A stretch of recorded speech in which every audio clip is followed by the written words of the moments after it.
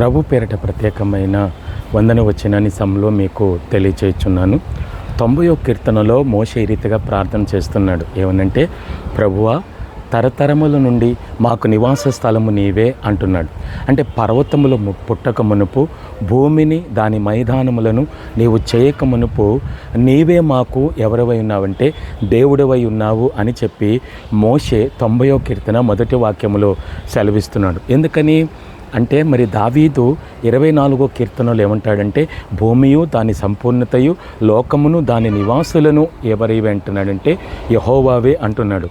యోబు తన గ్రంథములో ఏం చెప్తున్నాడంటే, నేను భూమికి ఏం చేసిన వాడనంటే పునాది వేసిన వాడను నేనే అంటున్నాడు. కాబట్టి ఆ భూమి యొక్క దిక్కులను స్థాపించిన వాడను నేనే అంటున్నాడు.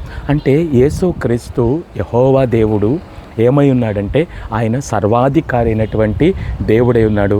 సర్వానికి ఆయన ఏమై ఉన్నాడంటే సర్వ మానవాళికి సకల చరాచరమైనటువంటి వాటికి ఆయన ఏమై ఉన్నాడంటే సృష్టికర్త అయి ఉన్నాడు.